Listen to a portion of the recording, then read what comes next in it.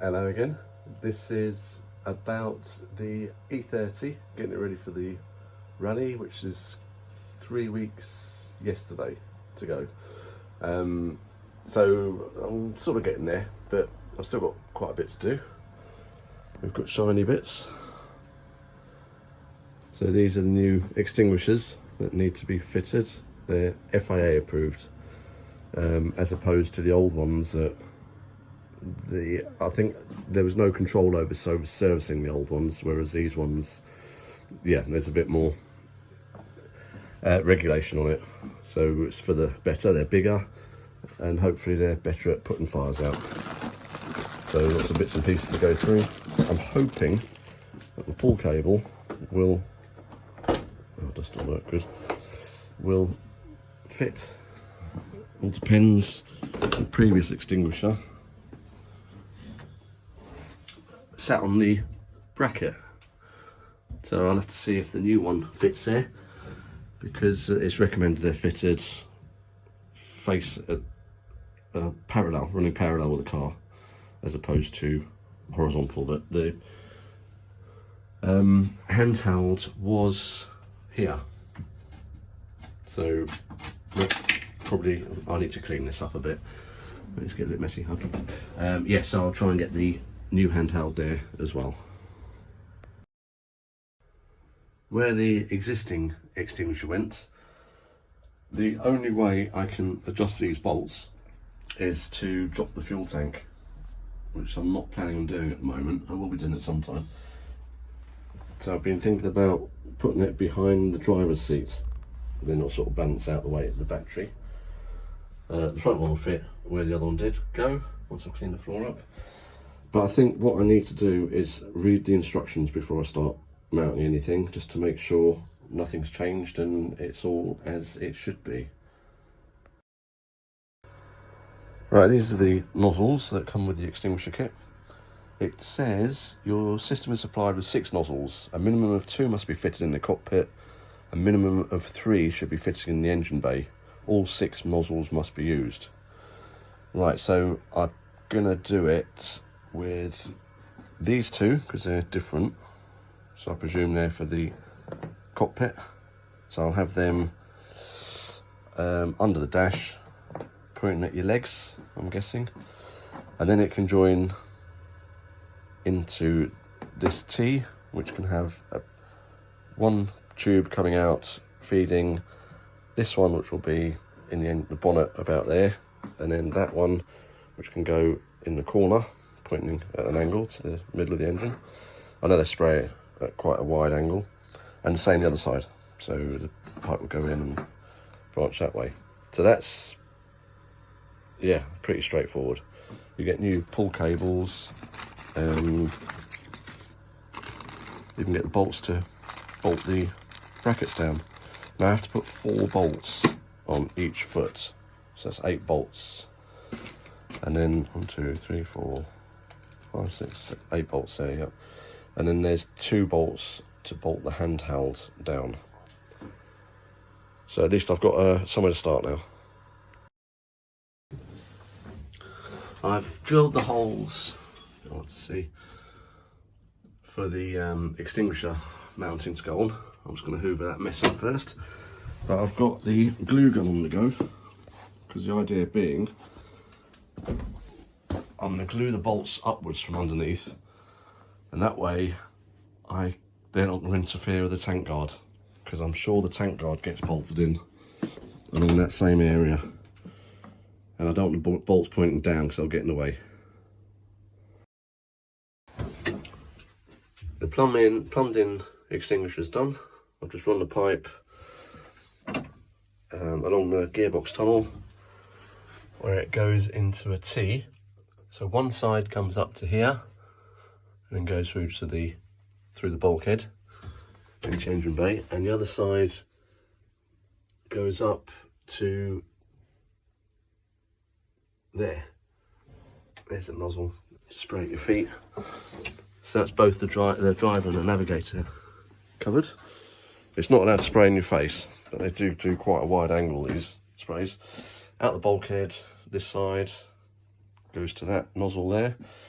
runs around the back of the fuse box, across into on the front of the engine, and the other side where it comes through the bulkhead, it goes into a nozzle there. Many fires are caused by brake fluid catching fire. If it goes on the exhaust, it will ignite, whereas petrol won't. So a lot of fires are from brake fluid. So I thought I'd stick it over there. Covers those, and this is a high pressure system. It should cover the engine bay, and there's the one at the front. So it's 4 in the engine bay, 2 in the car. And I've had to extend the pull cable from the front to the outside. And it's got a bit of slack on it, so you can tell that it's not seized. And I had to extend the pull cable on the inside as well, because the original bottle was just there. That's been extended a bit. So that's and I've just got to put another hole for the front extinguisher. I'm a bit reluctant to do that at the moment because of getting under the dash to get the extinguishers in. But I can do that now. I think I've finished under there. I've just got to do the steering column that side. Then I can get the seats in. That's the handheld fitted. So that's it for the extinguishers now. That's all done. Moving on to the diff. I've got a 4-plate conversion kit. There are the plates. There's a diff oil. LS. Presuming that's limited slip. To make the 4 plates fit, this is a 4mm spacer that is at the bottom of the diff. You take that out and leave it out. That allows for a spacer and a plate for the extra plate. So enabled to get 4 in, that will give you space for 3. To get 4 plates in, you have to remove enough room for another plate, which is the same thickness as that. So a friend of mine's got a lathe. I asked him to remove that, which is 4mm-ish off there. So now I'm just going to take this apart, put the new plates in, oil it all. I've got a new bearing. I've put a new bearing on the bottom already. I've got a new bearing to go on the top, and then I've got a 4.4 crown rod and pinion. I've got to do the backlash and all that. So let's get started.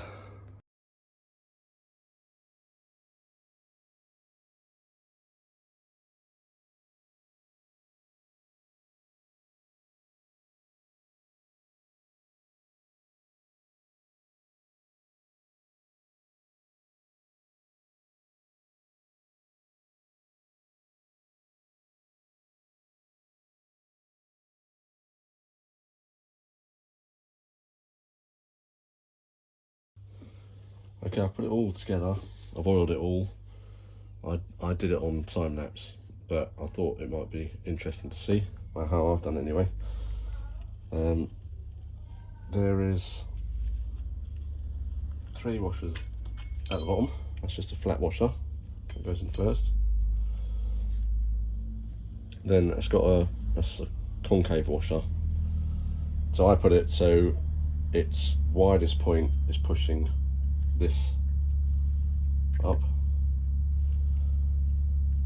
and there's a tab washer with holes in it, so I've put there's only one place it can go, where the tab fits into a groove that's inside the diff.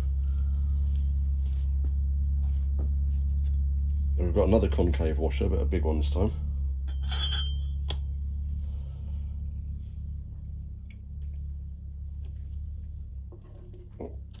Friction plate.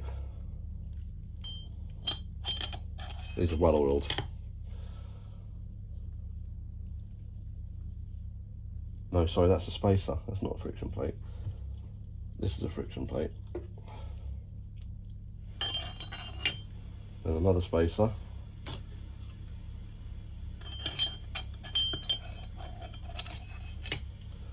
Then another friction plate.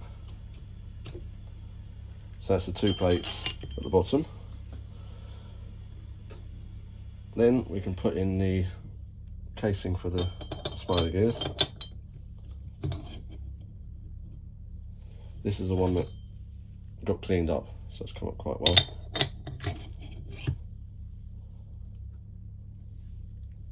spider gear, if that's what it's called.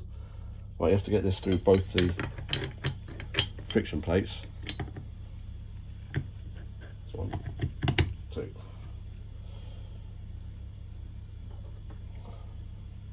Planet gears, are they? Orbison gears?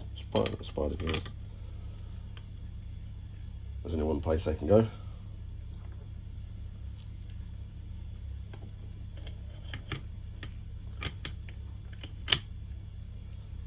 Right, that's everything.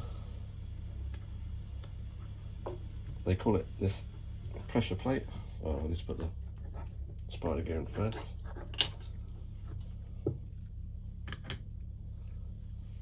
Pressure plate.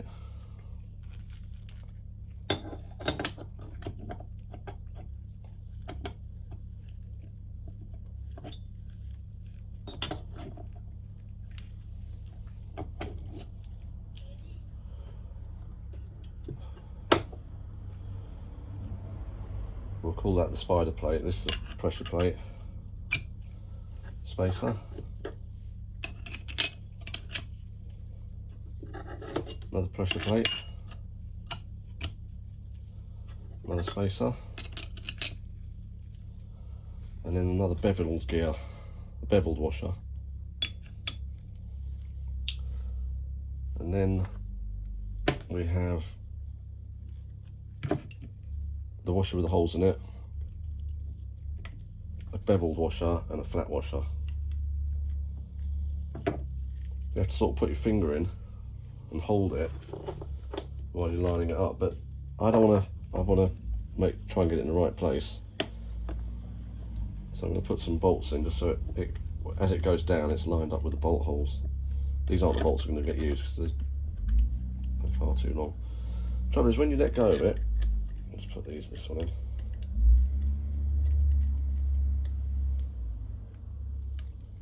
I could just hear the washer drop down then.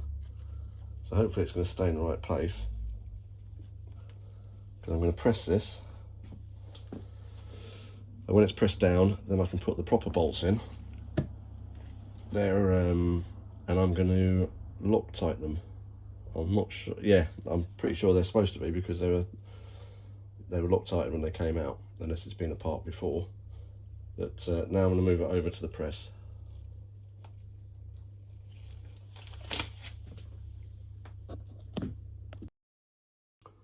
Yeah, just had a little bit of a setback. I was putting the I thought I'd get the gear stick on while there's no seats in, make it a bit easier. And when I put it on, the gear stick was actually about 1 inch further over to the left, getting quite close to the handbrake. I think we're in, yeah, that's second now, there's plenty of room, but before it was very close. And it seemed to be that the engine, even though I put it on level, the gearbox wasn't level. So I don't know if it's something to do with the way I built the bell housing to match onto the engine, or the way the gearbox bolts to the bell housing. That's off an automatic BMW, the bell housing, because they're the only ones that separate it, as far as I know. Anyway, I had to cut the engine mount again on this size, jack the engine up slightly so it tilted the engine over a bit more, which made the gearbox straight, and then re-weld the engine mount so it held up in the right position. I don't know, it all looks parallel underneath. I think the mistake I made was using a level. I don't know if the car's level, it's on the axle stand, so, but I can't see it being a problem. And now the gear stick's in the right place, but that did set me back a little bit. Not as much as the Diff did. This is the discs I've got. I've measured them and they're actually wider than the standard discs. So having 4mm machined off the end cap isn't enough.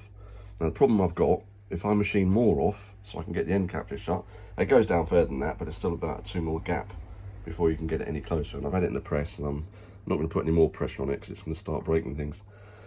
It's not closing down, so I need to machine more off it. Once it's machined, if I find out these discs, the clutch pack's no good, I won't be able to put a standard set in there because I'll have had too much machined off the end plate. At the moment, a set of Atlas, Ford Atlas plates should fit in there with the way it has been machined. So I don't want to commit myself to using the clutch plates that I've got, because if they're no good, I'm sort of stuck. So I think I'm gonna shelve that, take the diff out the other car, and I know it works, but not as good as it could do, but it works, and I'm just running out of time, and this is taking up a lot of time. So I'm gonna take the diff out the other car and put it into this car, which also means there's more bits off the other car, and there's possibly another rally coming up for that car, not long after the rally for this car. Anyway, I'll worry about that afterwards. I'll just wasted the day yesterday, really.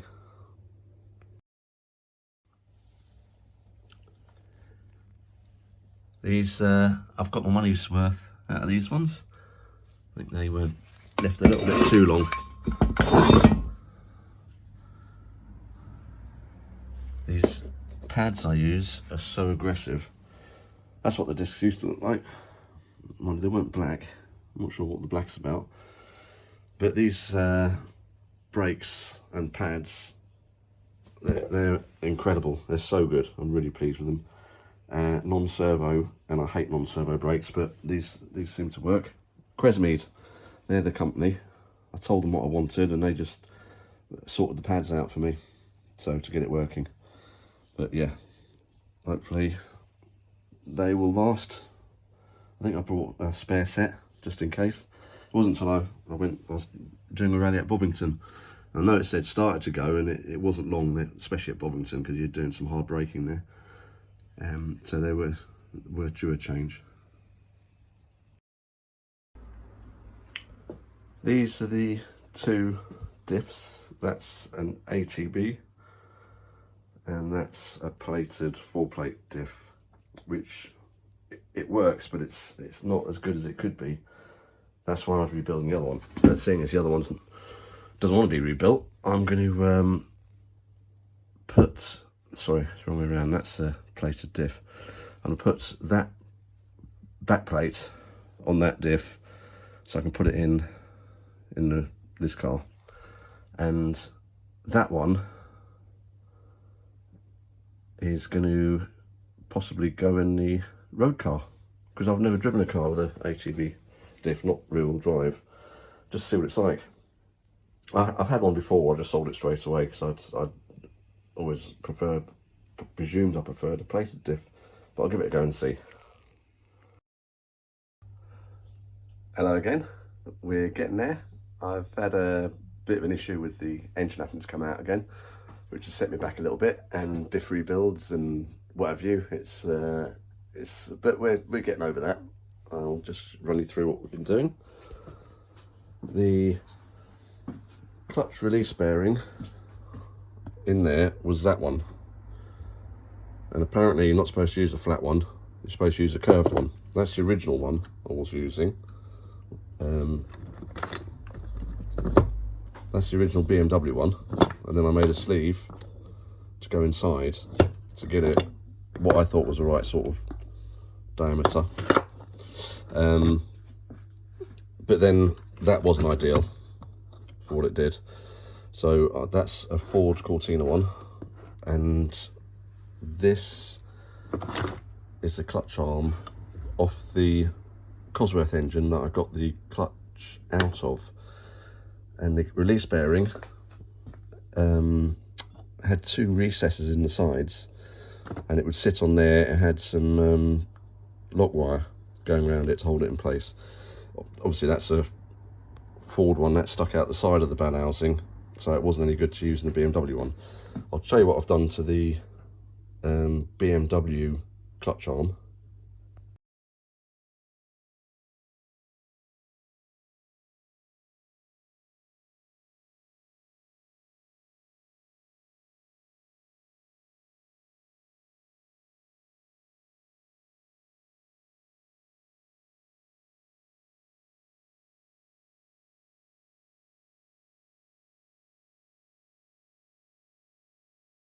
So now that's all in the engine. That's in the bell housing on the gearbox. I've got to fit this. Now I'm not sure about the length of that now, so I'll have to work that out. It might be too long, seeing as on the other, because I was so far away, the release bearing from the pressure plates, I didn't want it to be at too much of an angle before it would push the pressure plate in. So I've welded its M8 bolts with, well, very similar to that. So I welded them across the top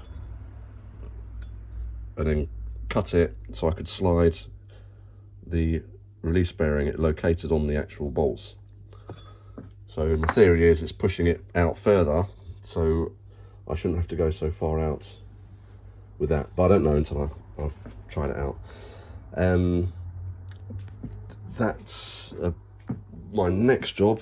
I've had to get the engine crane in. I can't get it down the side of the garage anymore, so I have to bring it through there, and it's too wide, so I have to strip it down into bits, bring it in. I've taken the bonnet off because it's just made my life so much easier. I don't know why I didn't do that before. Before I had to pull the car out the garage and get it from the side to take the engine out. So with it being in front of the car, I could lift the engine up and move it away enough, because there's plenty of room, to get into the bell housing. It was a bit of a struggle getting the engine back onto the bell housing, but it was after work yesterday. I got in here about 5 o'clock and I thought I'll just get the engine crane in position so it gives me a start for today, being Saturday. And then once I got the engine in position, I thought, well, I might as well just tie it up, and before we knew it, the engine was out. And then I got the welder out and I started making the bits for the fork. So my next job is to put the clutch slave cylinder. This is, everything's sort of tangled up now. Yeah, that's the one I was using before, the one I welded, which I think I damaged from the heat. So I'll put the new one on, and then I can check the clutch is working before I pack the engine crane up and move it back out, because it's a bit of a pain getting it in and out. So fingers crossed, hopefully that will work out well.